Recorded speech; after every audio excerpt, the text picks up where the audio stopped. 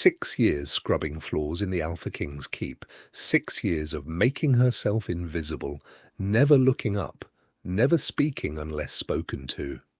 Then the rival Alpha arrived with a challenge. Fastest pack takes the border territory.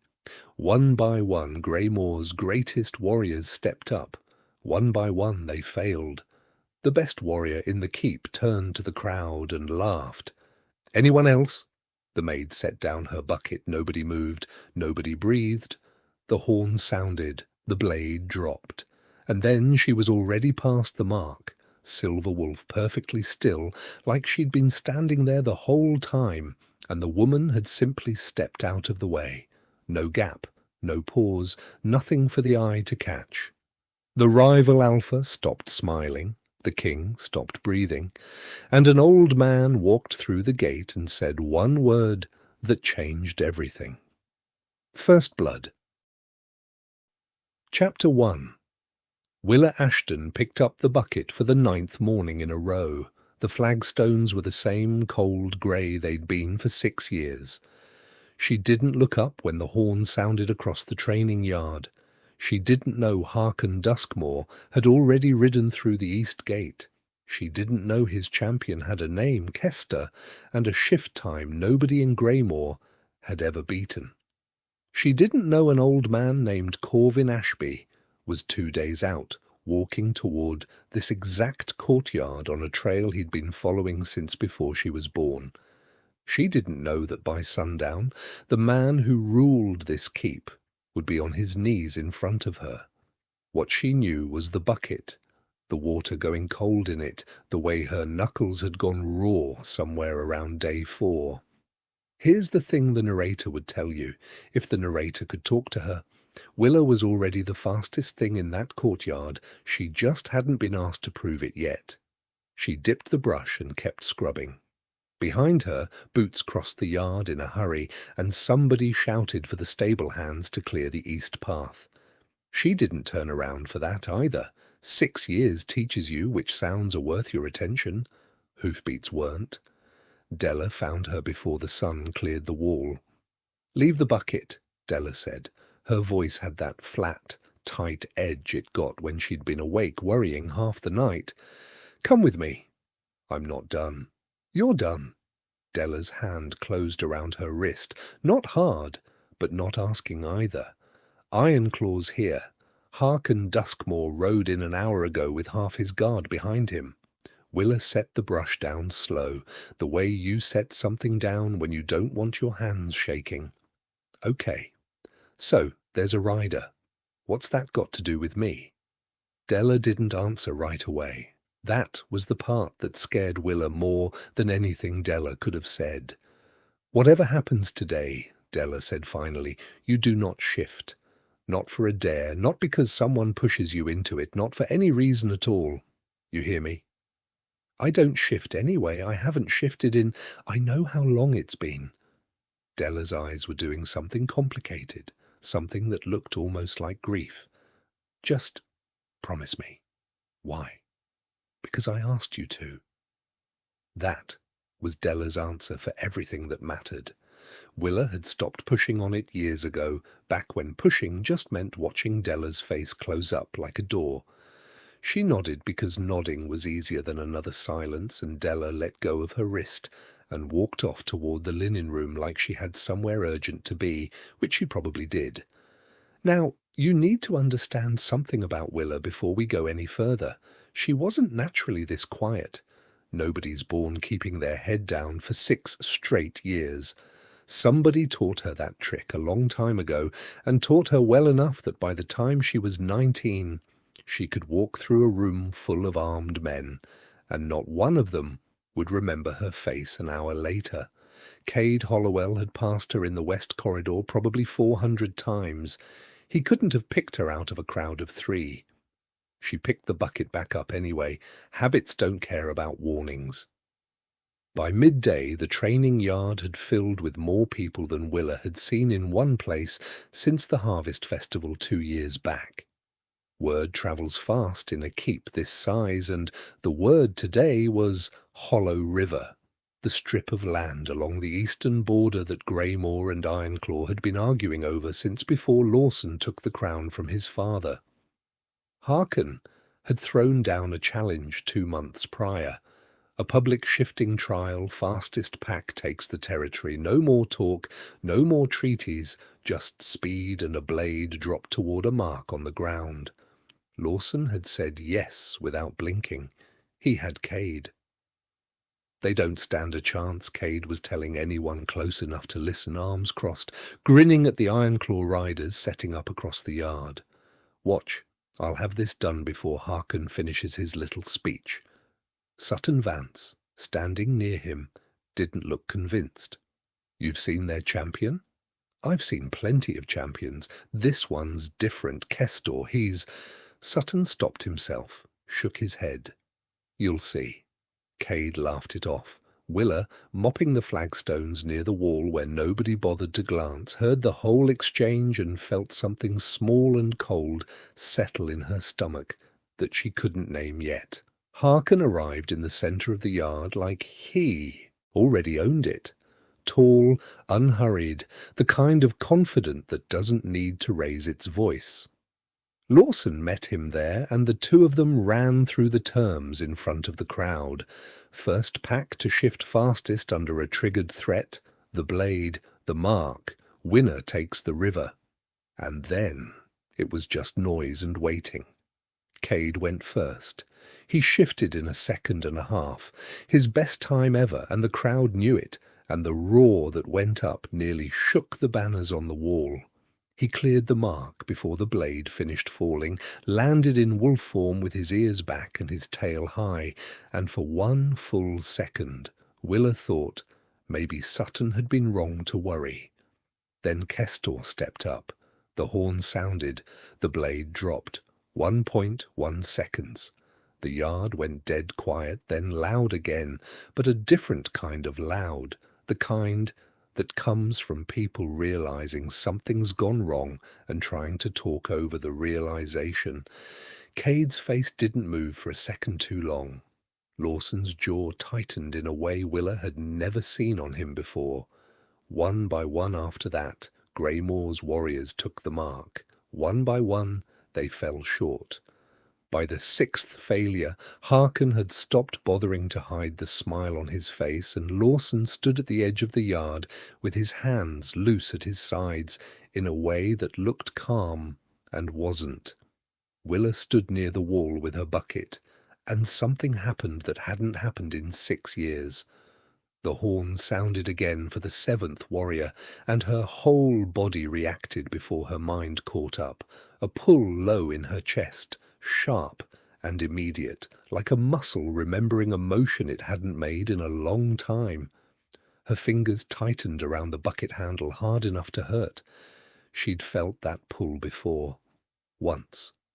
A long time ago. Somewhere she didn't let herself think about anymore. The 7th warrior failed.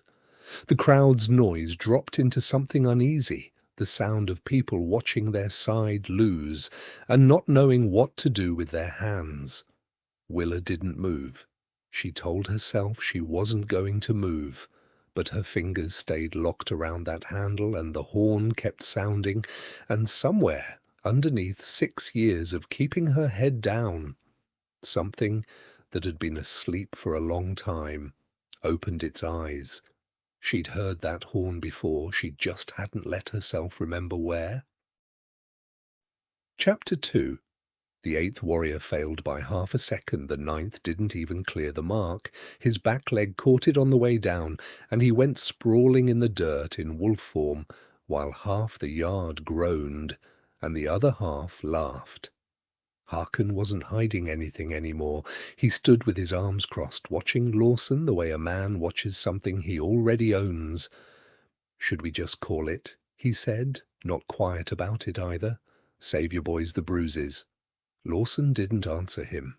He was doing the math in his head, the same math Sutton had been doing an hour ago, and it wasn't coming out anywhere good.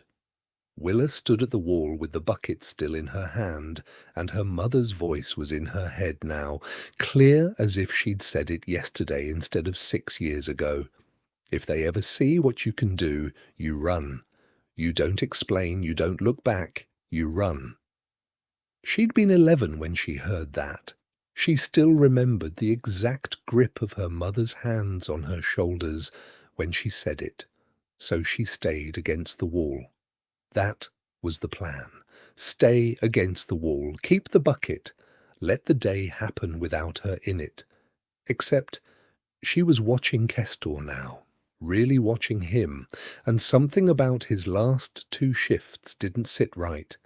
There was a hitch, small. Nobody else would have caught it, not even Cade, who'd been staring at his own hands since his loss like they'd betrayed him personally. But Willa saw it. A fraction of a beat where Kester's body hesitated before the change actually started, like his mind got there half a second before the rest of him agreed to follow. She knew that hesitation. She'd felt the opposite of it once, a long time ago. No hesitation at all. The 10th warrior stepped up, failed. The crowd had gone from roaring to murmuring, the ugly kind of murmur that happens right before people start looking for someone to blame. "Anyone else?"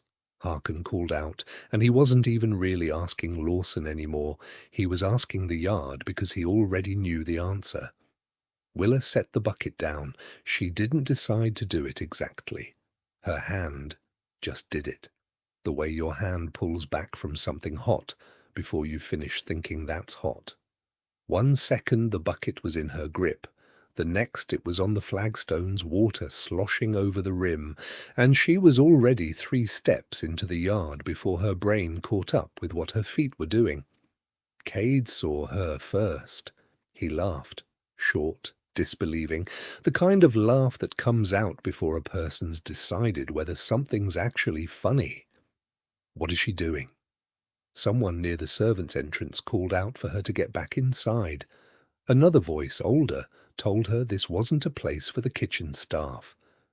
Harkin's mouth curved up at the corner, and he said something to the man next to him that made them both grin, and Willa heard maybe half of it, and didn't need the rest.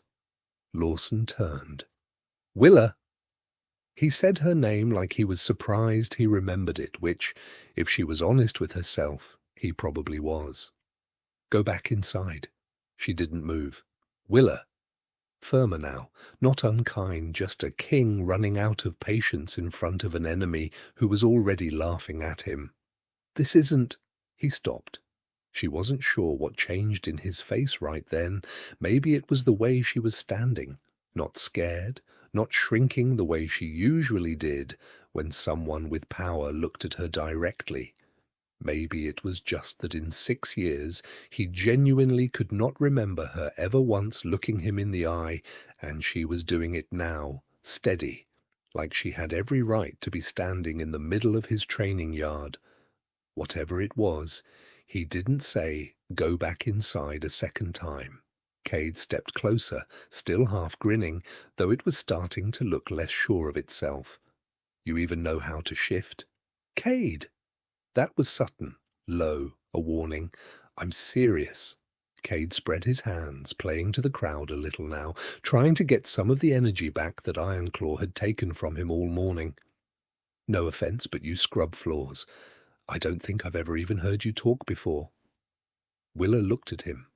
Just looked. Long enough that his grin finally gave up entirely.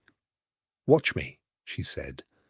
It came out quiet. It wasn't supposed to carry, and somehow it carried anyway, all the way to the back of the yard, and the noise there died out in a ripple, person to person, until the whole courtyard had gone still enough to hear the wind moving through the banners. Harkin's smile hadn't dropped yet. He didn't think it needed to. "Sound it," Lawson said. He wasn't looking at Harkin when he said it. He was looking at Willa, like he'd already guessed something and needed to know if he was right. The horn went up. The horn sounded. The blade dropped. Here's the thing about what happened next. Nobody in that yard could actually describe it afterward, not accurately, no matter how many times they told the story later. Cade tried. Sutton tried. Even Harkin, 3 days on, still couldn't get the sequence right when he told it, because there wasn't a sequence to get right. There was Willa standing at the mark, and then there was a wolf, silver-white, already past the mark, already still, like it had been standing there the whole time, and the woman had simply stepped out of the way.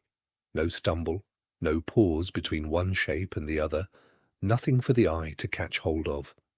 The blade finished falling into dirt that was already empty of any threat to speak of. Nobody made a sound for 3 full heartbeats. Willa could feel each one of them in her own chest, back in human shape now, breathing hard though she didn't remember the run costing her any breath at all. Then the yard exploded. Cade had his sword half out of its sheath, muscle memory kicking in before his brain told him there was nothing to draw against, and he just stood there, gripping the hilt, staring at her like she'd rewritten something he'd built his whole life on. Lawson hadn't moved. His mouth was open slightly, like he'd started to say something and lost it halfway. Harkin's smile was gone, not fading, gone, wiped off entirely, replaced by something calculating that hadn't been on his face a minute ago. Della stood near the servants' entrance with her eyes shut, and anyone who'd bothered to look at her in that moment would have seen a woman who'd been waiting 6 years for a day she'd hoped would never come. "That's—" Sutton started, and didn't finish because there wasn't a word ready for it. Willa stood at the mark, with her chest still rising and falling too fast, and for 1 second, just one, she let herself feel something that wasn't fear. It didn't last. Fear came back in right behind it, cold and immediate, because she could already hear her mother's voice again, and this time it wasn't a memory. It was a warning that had just come true in front of 40 witnesses. She looked down at her own hands. Thin lines of silver were fading across her skin, right along her forearms, the kind of thing you'd miss if you weren't looking hard, and Willa had never seen it happen before because she had never let herself shift in front of anyone in her life. That was when the gate guard called out that a traveller had arrived asking for entry. Nobody paid him much attention, nobody except Della, whose eyes opened fast and who turned toward the gate like she already knew who it was going to be. An old man came through on foot, dust thick on his coat, moving with the tired steadiness of someone who'd walked a long way and wasn't about to stop now that he'd arrived. He didn't look at Harkin. He didn't look at Lawson, or the sword still half drawn in Cade's hand, or the stunned silence hanging over the whole yard. He looked straight at Willa and stopped walking, and his face did something Willa had never seen a stranger's face do before, something between relief and grief and recognition all at once. "First blood," he said, quiet, like the word cost him something to say out loud after however many years he'd spent looking for a reason to. Chapter 3. The old man's name was Corvin Ashby, and he said it like it should mean something, though nobody in that yard recognized it except Della, who was already moving toward him before Lawson had given anyone permission to move at all.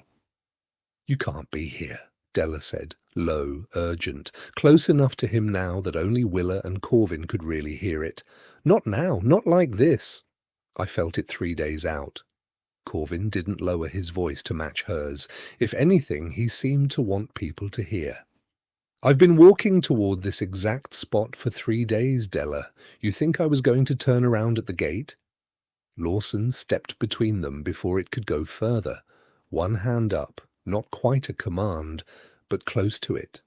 "Somebody's going to explain what's happening in my own training yard, and it's going to happen now." Corvin turned to look at him properly for the first time. There was nothing intimidated in it. "Your Grace, my apologies for the timing. I'd have preferred a quieter introduction. I don't care about your preferences. I care about the word you just said to my maid." "She's not your maid." Corvin said it plainly. No cruelty in it, just fact laid down flat. Not really, she never was. She's just been living like one because somebody needed her to.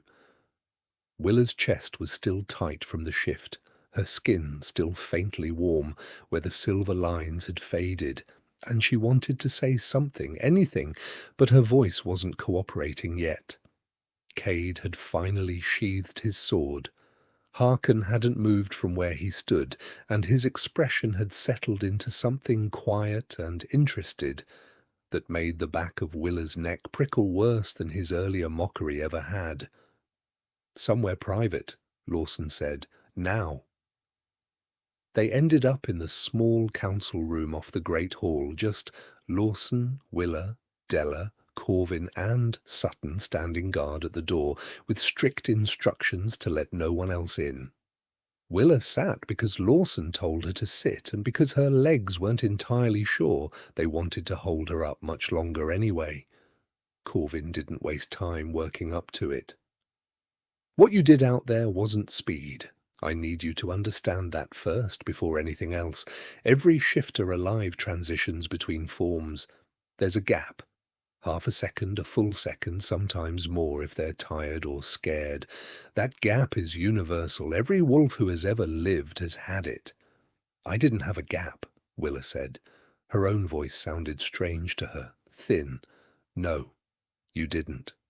Corvin's eyes hadn't left her face since he sat down. "There's a bloodline, older than any treaty on any map in this kingdom. They called it First Blood. The wolves who shifted for kings before there were kings to shift for. No transition, no gap. One form and then the other, with nothing in between for an enemy to catch." Lawson had gone very still, the way he did when he was working something through and didn't want to interrupt his own thinking out loud. "They were guardians," Corvin went on. "Scouts, the ones sent in first because nothing could touch them fast enough to matter. For a while that made them valuable, then it made them frightening. Then somebody decided frightening was worse than valuable and the purge started. 3 generations back. It wasn't a war, it was a hunt, and it didn't stop until everyone believed the bloodline was gone. And you think I'm—" Willa couldn't get the rest of the sentence out. "I don't think it. I watched you do it." Corvin's voice softened, just slightly. "I've spent 30 years walking from keep to keep, chasing rumors that never held up. A fast shifter here, a strange bloodline story there. Nothing real. I was 3 days from giving up on this particular thread when I felt something change in the air and started walking faster than I have in years." He paused. "I wasn't wrong to keep looking."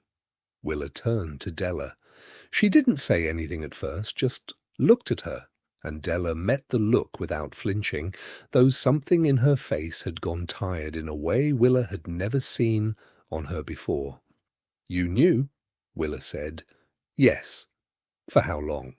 6 years, since the night your mother put you in my arms and asked me to keep you alive." Della's voice cracked on the last word, and she pushed through it anyway. "She didn't ask me to keep you comfortable. She didn't ask me to keep you happy. She asked me to keep you alive, and the only way I knew how to do that was to make sure nobody ever looked at you long enough to wonder. So you lied to me. For 6 years. I kept a promise to a dying woman." Della's hands were shaking now, just slightly. "There's a difference, even if it doesn't feel like one from where you're sitting." Willa stood up so fast, the chair scraped hard against the floor. "She was dying, and you didn't think I deserved to know why? You didn't think I deserved to know what I am?" "I thought you deserved a childhood." Della's voice broke fully this time. "I thought you deserved 6 years where you got to just be a girl who scrubbed floors and complained about her hands being raw, instead of 6 years spent looking over your shoulder for people who wanted to use you or kill you. Because those were genuinely the only 2 options your mother saw for you the day she handed you over. She wanted you to have one life that belonged to you before the world decided it owned you too." Nobody spoke for a moment. Lawson was watching Willa carefully, and there was something in his expression she couldn't quite name. Not pity. She'd have hated pity. Something closer to guilt. "I walked past you," he said, finally quiet. "For 6 years, I never once—" He stopped himself, started again. "I don't even know how many times I passed you in a corridor and didn't see you standing there." "That was the point," Willa said, and it came out sharper than she meant it to. "That was the entire point of what she taught me. It worked. It worked on everyone. It worked on you." He didn't argue with that. He just held her gaze, and something passed between them that wasn't quite an apology, because there wasn't really a way to apologize for 6 years of not noticing someone who'd been trying very hard to make sure you didn't. Outside the council room, in a part of the keep nobody had cleared of Ironclaw riders yet, a man in Harkon's colours leaned against a stable wall, talking low and fast to another man who'd arrived on foot only minutes behind Corvin. What passed between them was short. It didn't need to be long. By the time Harkon sat down to the feast that evening, tense, badly attended, half the hall still buzzing about what they'd seen in the yard that morning, he already knew. He knew the word Corvin had said at the gate. He knew what it meant. And somewhere behind his composed, unreadable face, the calculation he'd been running all through dinner had already finished. Hollow River had been the whole reason he rode out here. It wasn't any more. He set down his cup, looked once down the long table toward where Willa sat pale and silent beside Della, and allowed himself, just for a moment, something close to a smile.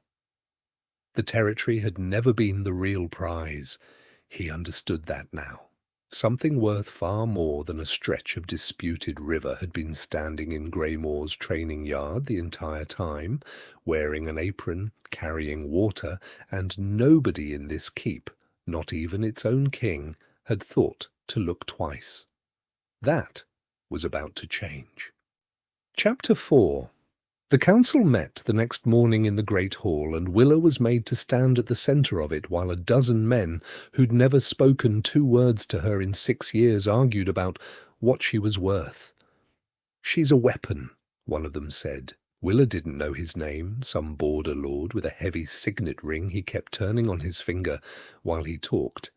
"A weapon we didn't know we had. We'd be fools not to train her properly and put her where she can do the most good." "She's a target," said another. "That's what she is. Ironclaw already knows what she can do. You put her on display again, and you're inviting every ambitious alpha within 3 kingdoms to come try their luck at taking her." "Then send her away," a third voice offered, quieter, like he already knew it wasn't a popular thing to say. "Quietly, before this becomes a war nobody asked for." "Or we hand her over," someone else said, and the room actually went still at that one, even the ones who'd been half listening. "Harkon wants her more than he wants the river now. Anyone with eyes could see that at dinner last night. We give him what he wants, we keep the border, we avoid a fight we can't afford." Willa stood through all of it with her hands folded in front of her, the same posture she'd used for 6 years to make herself smaller in rooms like this one. Nobody had asked her opinion yet. Nobody seemed to think they needed to. Enough. Her own voice surprised her more than it surprised the room. It wasn't loud. It didn't need to be, not with the hall already quiet, from the last man's suggestion still hanging in the air. "I've been standing here for 10 minutes listening to 12 men decide what happens to me," she said. "Not one of you has asked me a single question. You're talking about sending me away like I'm cargo. You're talking about handing me to Harkon like I'm a debt that needs settling. I spent 6 years being invisible because people like you taught me exactly what happens when someone with power decides they own something you can't defend. I'm not doing that again." The border lord with the ring opened his mouth. Willa didn't let him finish whatever it was going to be. "I'm not a weapon you train. I'm not a target you manage. And I am absolutely not a peace offering." Her voice was steady now, steadier than she felt. "If anyone in this room has a question for me, ask it. Otherwise, I'd like everyone to stop talking about me like I stepped out for the afternoon." The silence that followed was a different kind than the one before. Sutton, standing near the door, had a look on his face that might have been the beginning of respect.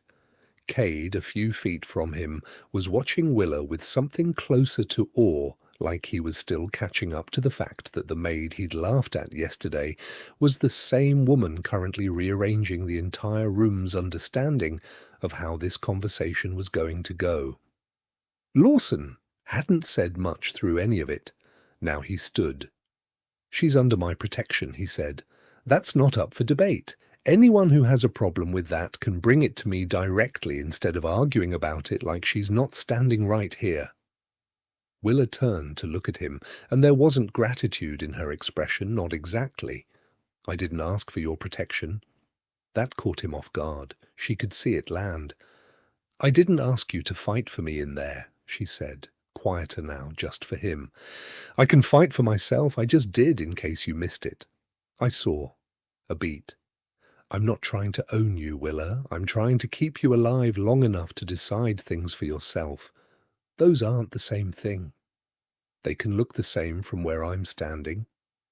He held her gaze a moment longer, and something in his expression shifted, not backing down exactly, but recalibrating, like a man realizing the ground under a conversation was different than he'd expected. "Then tell me what you need. I'll listen." It wasn't an apology. It wasn't a promise either. But it was the first time in 6 years anyone with real power in this keep had asked her that question and actually waited for the answer, and Willa found she didn't have one ready yet. The council broke apart without a decision which suited Willa better than most of the alternatives on the table that morning. Cade found her later near the empty training yard, standing where the mark had been the day before, like it still held some kind of gravity for her. "I owe you an apology," he said. No preamble, which she appreciated. "You laughed at me." "I did." He didn't try to soften it. "I've been the fastest warrior in this keep for 3 years. I got comfortable being the fastest warrior in this keep. Watching you cross that yard yesterday." He exhaled, shook his head. "It wasn't just that you beat my time, it's that you didn't even look like you were trying. I've spent 3 years earning something you just had." "I didn't have it easy," Willa said. "I had it hidden. That's not the same as easy." "No, I guess it isn't." He looked at the mark on the ground, then back at her. "Teach me." "Teach you what?" "Whatever it is, you know how to do that. I don't. I don't care if it takes all year." A small, honest smile. "I'd rather learn from the person who humiliated me than spend the next 3 years pretending it didn't happen." Willa studied him for a long moment. There was nothing performed in his face, no lingering mockery hiding underneath the humility. Just a warrior who'd had his whole understanding of himself knocked sideways and was choosing deliberately to do something useful with that instead of nursing it. "Fine," she said. "Tomorrow morning. And Cade, don't laugh next time, not even a little. Wouldn't dream of it." Lawson watched the exchange from the shadow of the archway longer than he probably should have. He told himself he was making sure Cade wasn't going to be difficult about the whole thing. That wasn't entirely honest, and he knew it wasn't, standing there watching Willa laugh, actually laugh unguarded, at something Cade said, for the first time since he'd known her existed. He didn't like how much he noticed it. He didn't examine that particular feeling too closely either, not yet. There'd be time. Or he thought there would be, right up until the scout came pounding through the gate that evening, breathless, with word that Ironclaw riders had been spotted crossing the hollow river in the dark, the one stretch of land both packs were bound by treaty never to cross armed. They weren't coming for the border. Everyone in the hall who heard the report understood, in the same instant, exactly what they were coming for instead. Chapter 5. They came at night, the way anyone who wants something without a fight always comes at night. Willa was in the small room off the kitchen she'd slept in for 6 years when she heard the first shout go up from the east wall. Not a battle cry, something quieter, more frightened, a guard who'd seen movement where movement shouldn't be, calling it out before he understood exactly what he was calling out about. She was on her feet and at the door before she'd fully decided to move. The corridor outside was already full of noise, servants half-dressed, running the wrong direction, somebody's voice cutting through it all telling people to get to the lower halls, get below, get somewhere with a locked door between them and whatever was happening outside. Willa went the opposite way. She didn't think about it. Her body just turned toward the noise instead of away from it, and some part of her recognized that this was new, that a week ago she would have been the first one running for a locked door herself. She found Sutton in the main hall, directing a knot of frightened kitchen staff toward the cellar stairs. "Iron claws inside the outer wall," he said, when he saw her, not stopping what he was doing. "Small numbers. They're not hitting the gates hard. They're not hitting the barracks at all. It doesn't make sense." "It makes sense," Willa said. "They're not here for the keep." Sutton's face changed as the meaning landed. "They're here for you. I need you to get these people somewhere safe. I'll handle the rest." "Willa, you can't just—" She was already moving before he finished the sentence, and by the time he thought to grab for her sleeve, there was nothing there to grab. That was the thing about her now, the thing none of them had fully adjusted to yet. She wasn't in the room, and then she was somewhere else, and the gap where a normal person would have crossed the distance simply didn't exist for her. She found 3 servants trapped in the lower passage behind the laundry, a support beam down across the only door out, fire already licking up one wall from a dropped lantern, nobody living to explain how it fell. She had the beam moved, and all 3 of them out into the courtyard, before any of them had finished screaming. One of them, a boy, maybe 14, who worked the stables, just stared at her afterward like she wasn't fully real. "Go," she told him. "Get to the cellar, now." He went.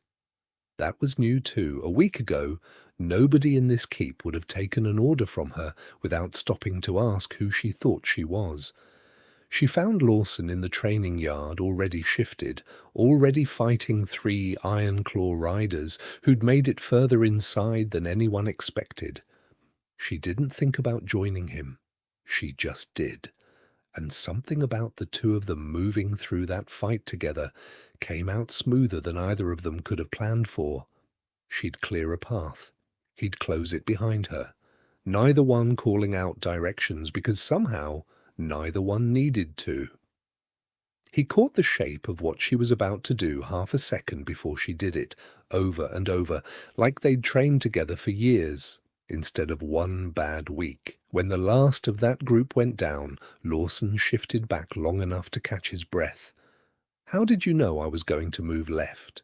"I didn't. I just knew you would." He didn't have an answer for that. Neither did she, really. They found Cade 2 streets over, cornered against the stable wall by 4 Iron Claw fighters, who'd clearly decided he was worth the trouble of surrounding. He was holding his own, barely, blood running from a cut above his eye, but the math wasn't in his favor, and everyone in that alley knew it. Willa didn't remember crossing the distance. One moment she was 50 feet away. The next, 2 of the 4 attackers were down, and she was standing between Cade and the other 2 with her chest heaving from a shift so fast even she hadn't fully registered doing it. Cade stared at her, wiping blood out of his eye. That's not fair. Say thank you later." They finished it together. When it was done, Cade sat down hard against the stable wall, breathing like he'd run a mile, and looked up at her with something that had stopped being resentment days ago and had finally fully become respect. I used to think being slower than someone made you weaker than them, he said. I don't think that anymore. It was in the quiet, while the last of the fighting died down elsewhere in the keep, that the messenger wolf came through, a lean grey shape that slipped past what remained of the perimeter and stopped just short of Willa, close enough that she understood this was meant for her specifically. It spoke in Harkin's voice, borrowed through whatever old trick let a message ride inside another creature's throat. Your mother ran once, the wolf said. You will not. Willa went very still. She had 6 years and a stolen thing that didn't belong to her, and she still couldn't outrun what was coming. You have less time than she did, and nowhere left to hide, even if you wanted to. The wolf turned and fled back the way it came before anyone could reach it. Willa stood frozen in the middle of the smoke and the aftermath, and for the first time since the challenge in the yard, the fear on her face wasn't about being seen. It was about what she'd just heard. He knew her, she said, mostly to herself. He knew my mother.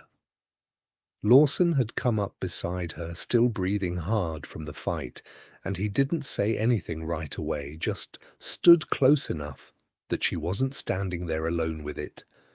It was Corvin who answered, arriving late with Della a step behind him, both of them having heard enough of the message to understand what it meant. Your mother didn't just run from the purge, Corvin said quietly. I've suspected this for years and never had proof. She didn't just escape with her life. She took something with her, something Harkin's bloodline has spent decades trying to get back. What? Willa's voice had gone thin. Corvin exchanged a look with Della, and whatever passed between the two of them told Willa this was the part neither of them had wanted to be the one to say. The old wolves called it the first blood crown, Corvin said.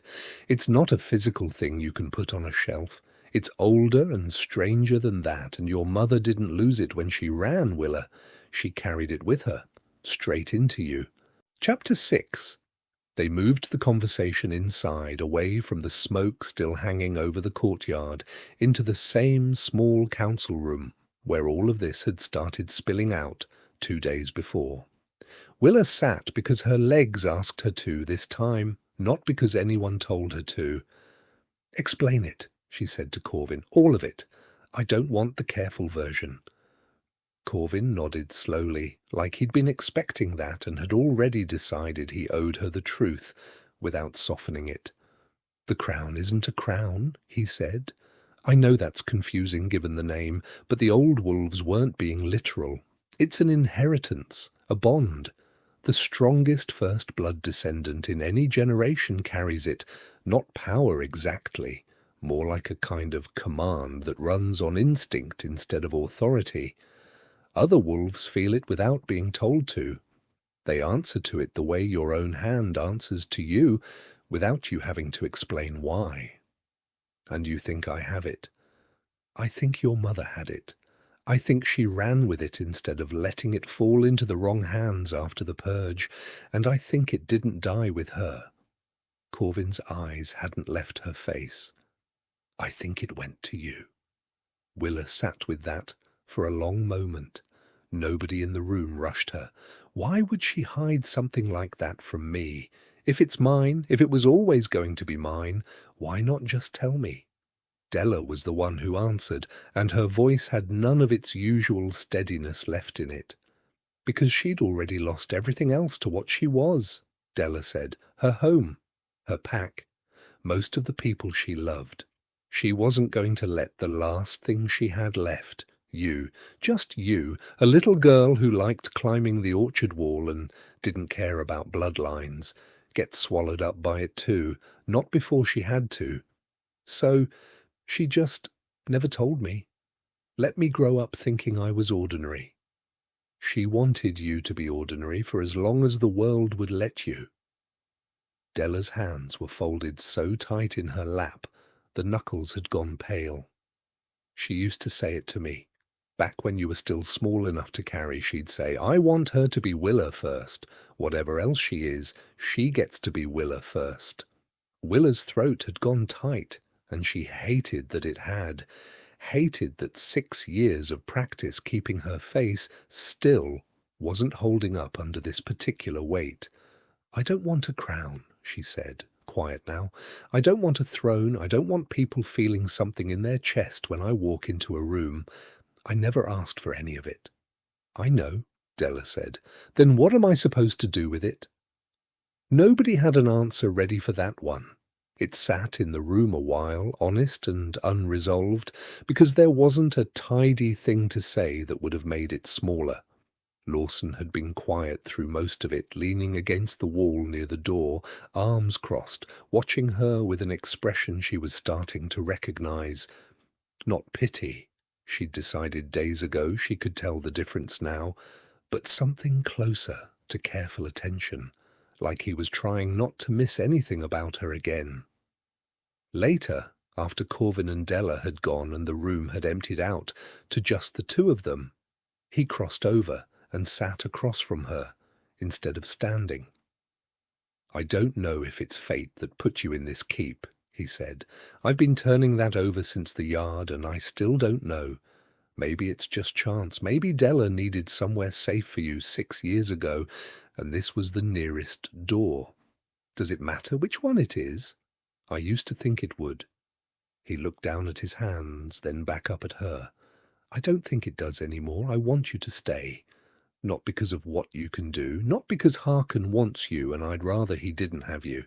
I want you to stay because I've spent the last week finally seeing the person who's been standing 3 feet from me for 6 years, and I don't want to go back to not seeing her.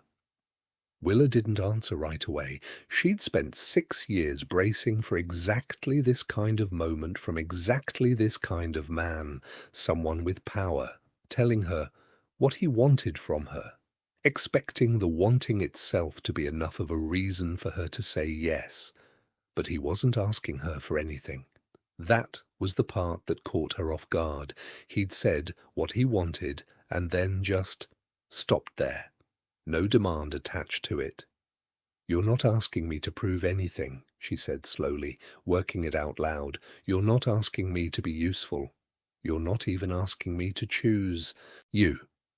No. Why not? Because I don't think you've had many people in your life who didn't want something from you the second they found out what you could do. A small, tired smile. I'd like to be one of the ones who didn't. Something in Willa's chest loosened, just slightly, in a way it hadn't in longer than she could easily remember. She didn't reach for his hand, she didn't need to. The distance between them had already closed some other way, quieter than touch, and for a moment neither of them said anything at all, and the silence didn't feel like the kind she used to hide inside of. It felt like the other kind.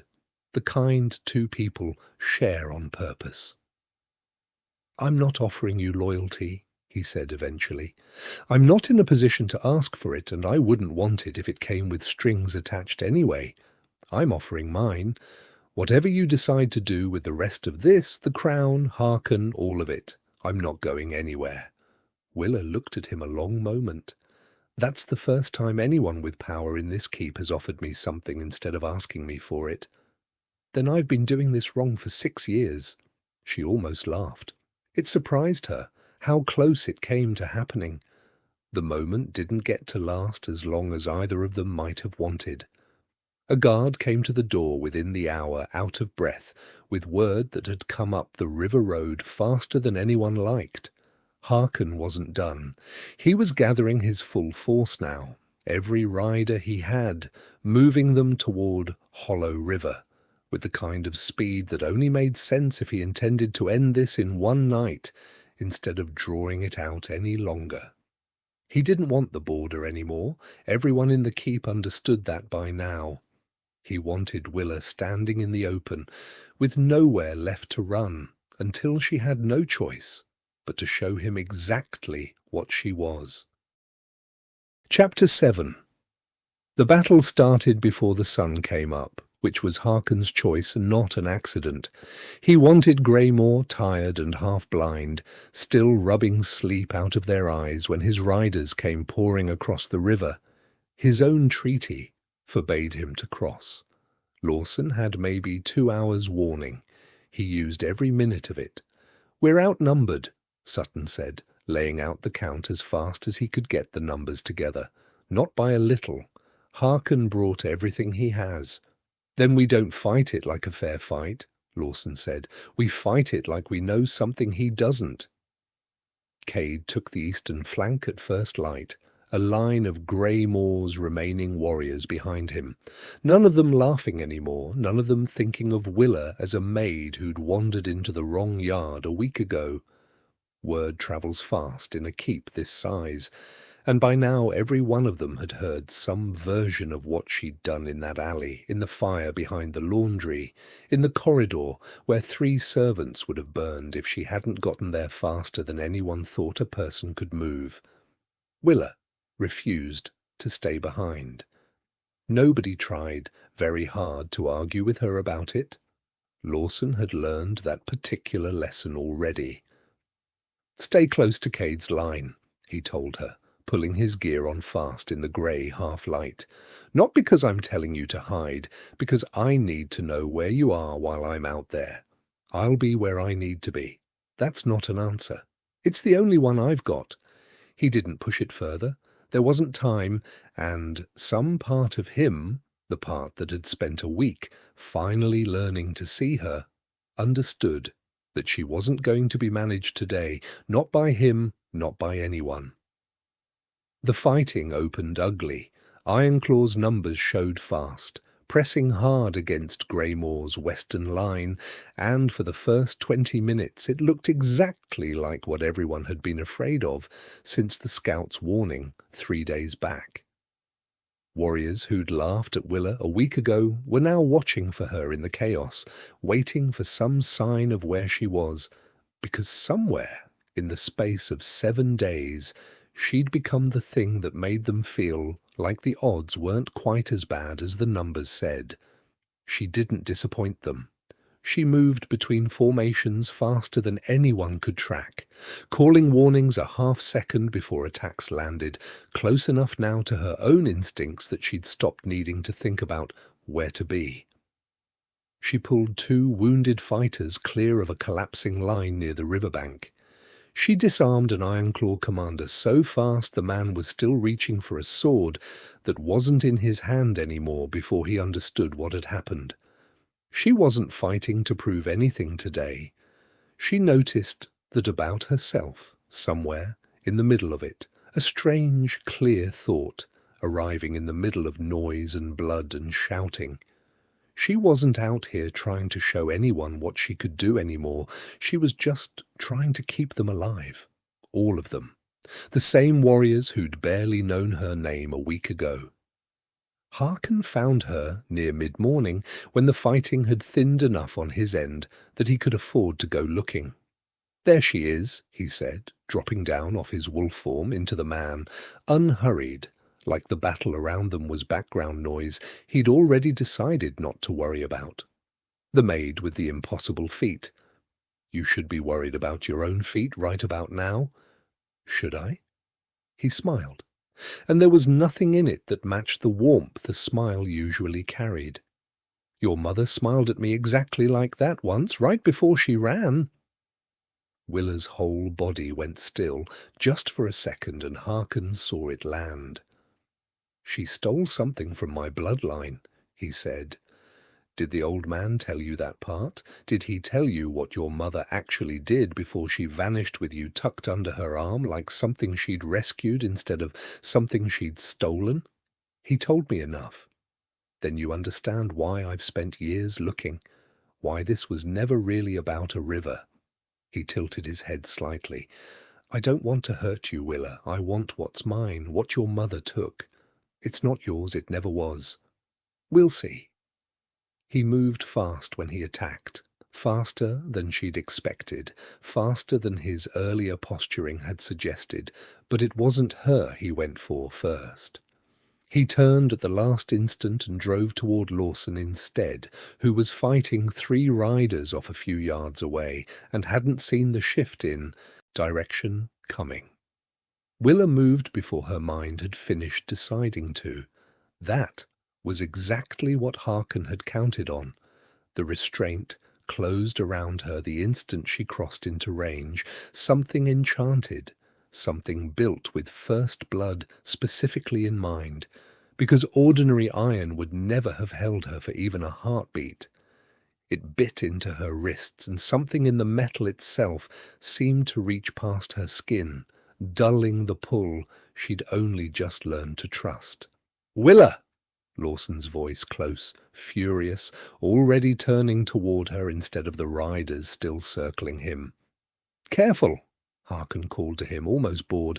"I'd hate for this to end faster than it needs to." Willa stood in the restraint, with her wrists burning and her pulse loud in her own ears, and for one terrible second the old fear came roaring back, the same fear that had kept her scrubbing floors for 6 years, the fear that said, "This is what happens. This is exactly what your mother warned you about. This is what it costs to be seen." Then something else came up behind it, quieter, steadier. She stopped fighting the restraint. She closed her eyes. Harkin laughed, low, satisfied, already turning to say something to the riders nearby about how easily this had gone. He believed, in that moment, that he'd won. Willa wasn't fighting anymore. She was listening, to her own pulse, to the pull under her skin that the restraint had dulled but hadn't managed to kill, to something older than the fear, older than 6 years of hiding, that had been waiting very patiently for her to finally stop running from it. Corvin, several yards back and pinned down behind a broken supply cart, saw it first. The change in the air, the way every wolf within 50 feet had gone suddenly, strangely still, ears back, hackles raised, responding to something none of them could name.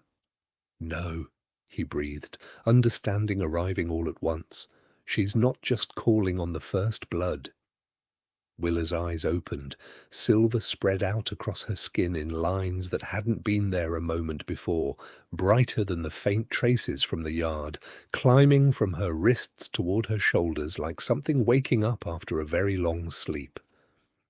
"She's awakening the crown," Corvin said. Chapter 8. The battlefield went quiet in a way that had nothing to do with the fighting stopping. The fighting was still happening, swords still moving, wolves still circling, warriors still shouting orders nobody could quite hear over their own pulse. But underneath all of it, something else had gone still, the way a room goes still right before a storm breaks, and every living thing on that field felt it, whether they understood what it meant or not. The restraint on Willa's wrists gave way, not broken exactly, just no longer relevant. She shifted, and it wasn't like the yard, wasn't like the alley behind the stable, wasn't like anything anyone there had seen her do before. The silver wolf that came up in her place was larger than she should have been, larger than any wolf on that field had a right to be, and the air around her seemed to bend slightly, like heat off summer stone, though the morning was cold enough to fog every breath but hers. Harkin's satisfaction didn't survive the sight of it. Every wolf near enough to feel what had just woken up went still at once. Ironclaw riders, Greymoor warriors, it didn't matter which colours they wore. Cade, mid-fight, felt his own wolf instinct pull his head down 1/2 inch before he consciously decided to fight it. Even Lawson, shifted and moving to close the distance to her, felt something in his chest answer to her presence that had nothing to do with strategy or command. "Attack!" Harkin barked at his riders, and for the first time since he'd arrived at Greymoor's gates, his voice had an edge of something that wasn't confidence. "She's one wolf. Attack her!" They hesitated. That was the part Corvin would talk about for years afterward, whenever anyone asked him about that morning at Hollow River. It wasn't fear that stopped Harkon's riders, not exactly. It was recognition, something buried so deep in wolf instinct that most of them couldn't have named it if you'd asked. A memory older than any one of them, older than the packs they'd been born into. Willa wasn't forcing them to stop. She wasn't commanding anything. She was simply standing there being what she was, and something in every wolf on that field remembered all at once what that used to mean. Harkon attacked personally because his riders wouldn't, and because he still believed, had to believe at this point, with everything he'd built his pursuit of her around, that he could outfight what she'd become. He was fast. Willa had never doubted that, but fast didn't mean the same thing to her anymore that it meant to him. She met him without the gap he was used to fighting against, without the half-second where a wolf braces for what comes next, and it unsettled him, in a way she could see even through the fight itself, a flicker of something uncertain crossing a face that had spent this entire encounter, certain of everything. "You're becoming exactly what everyone was afraid of," he said, circling, breathing hard now in a way she wasn't. "This is what we hunted the first blood for. This is why they had to be stopped." "You hunted us because you were afraid of losing," Willa said. "That's not the same as us being dangerous. That's you being small. Careful. Power like this doesn't stay gentle for long. Ask your mother." "Oh, that's right, you can't." It was meant to break something in her. She felt the old shape of the wound it was aimed at, familiar, sharp, the kind of thing that would have sent her running 6 years ago. It didn't land the way he wanted it to. "Power doesn't decide what I become," she said. "I do." She didn't kill him. She had the chance, a clear one, a moment where every instinct the crown had woken in her would have made it easy, and she chose the other thing instead, disarming him fully, dropping him to the ground under a hold he couldn't break, and holding him there until the fight had gone out of every rider watching well enough that Harkon's own men started backing away from a battle their alpha had already lost. The retreat happened fast after that. Ironclaw riders who'd crossed the Forbidden River that morning recrossed it a great deal less certain of themselves, and Harkon went with them. Humiliated a second time in front of his own people, in a way that would follow him longer than the first. The field went quiet in a different way after that, the good kind. Lawson found her standing near the riverbank afterward, human again, the silver faded back. Beneath her skin, her whole body finally allowing itself to feel exhausted now that there was nothing left to fight. He didn't say anything at first. He just stood beside her, and that was enough.